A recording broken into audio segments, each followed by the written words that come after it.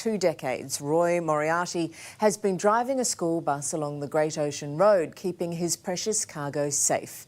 But in order to save a few bucks, he's been given the boot, and the locals in Victoria's Wye River aren't happy.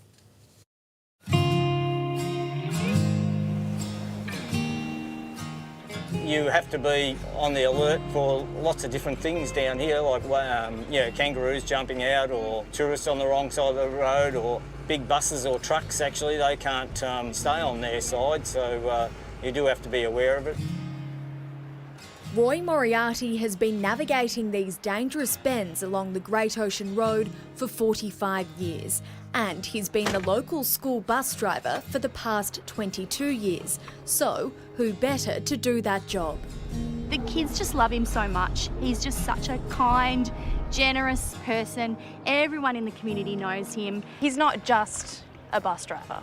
That's right. So much more than that. Yeah, he is. He's a hero to many in Wye River and serves as a local CFA volunteer. Mr Moriarty was the captain of the local brigade that fought to save the town during the devastating 2015 Christmas Day blaze that tore through more than 100 homes. He's just that kind of person, just so caring, so trustworthy, so knowledgeable. He's just your perfect Aussie local bloke. If you haven't evacuated, you can stay, but if you've evacuated, they won't let you back. Roy has contributed so much with the fires, and his bus brought the people who lost their homes from Apollo Bay back to view what had happened. But now Roy is in the firing line. Basically, I'm out of a job. Transport Victoria has chosen not to renew his 10-year contract. Instead, the state government body has gone for the cheaper option, a bus company 70 kilometres away in Geelong. Oh, I guess you're always nervous about putting in a tender. Yeah, I certainly wasn't expecting to retire. I wasn't thinking that I'd even probably lose the contract. I jumped on board the bus with Roy. He truly loves his job, and it wasn't hard to see why. It's a pretty beautiful view to see every day driving. Yes, I'm very lucky. I think we've got the world's best daily commute. He has some pretty amazing little passengers too. Yeah, I do have precious cargo, and they know me, and so they behave fairly well because they know that I know their parents too, so that kind of makes a little bit of a difference too. These are just some of the students who are standing by his side. We want Roy! We want Roy! Now the local parents and Roy are asking for a review. I don't think that the people who made these decisions understand. They just think, oh, well, a small town, they won't care, but we do care, and this is why we're putting up a fight. So River's only 4, so there wouldn't be many bus drivers that you would feel trusted to put her on the bus with. Sarah has good reason to trust that Roy will get Little River to school safely. The veteran bus driver drove her husband to school for 13 years. He drove River's dad and her uncle to school.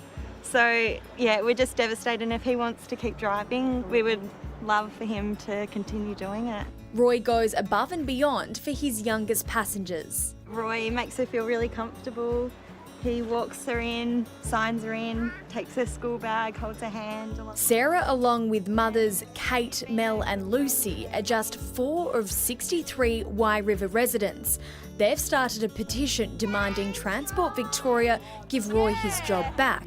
And with almost 4,000 signatures, it's safe to say the whole town is behind him. I'm so, I guess, grateful, humbled and surprised by the amount of support that I've had. And I think a lot of small communities recognise that little businesses are sometimes the backbone of the community. We're seeing a city-based decision being forced on country people. And someone like Roy provides a very niche, specialised service on one of the most dangerous roads in Australia. Richard Reardon is the local MP. We have a situation where local control, local input and local feedback is really required to provide a good and safe educational bus service for the students in rural Victoria. It's here, some 2.5 hours away from the local community of Wye River, that decisions are being made. In a statement to A Current Affair, the Transport Department says they aim to provide a high-quality service for locals while also getting the best value for money for taxpayers. At the end of the day, all the extra value the community got, such as a local bus operator, local income kept in the town, servicing and support to the bus, and that extra security that parents had, hasn't been factored in to the benefit to that community about that contract. Their aim was to support the local economy, to get the town back on its feet, and they can't take jobs away from the town. They have to keep the jobs here. Valuable property. CFA volunteer Max McCaffrey is also sticking up for his mate. Roy's bus is also used across the town for local community events. But I don't think we'll know how much we've depended upon Roy and his community service until he's gone. We didn't feel heard by the Department of Public Transport. We just felt that they ignored us and that they didn't give Roy a fair hearing at all. There was no negotiation. I'll go down and check them out, check the kids out getting on the bus and that, but it's just a fantastic job. I love it. Yeah. Roy was offered the job to drive the bus by the new contractor, but he says the 15-hour work week is not enough to sustain him and his family.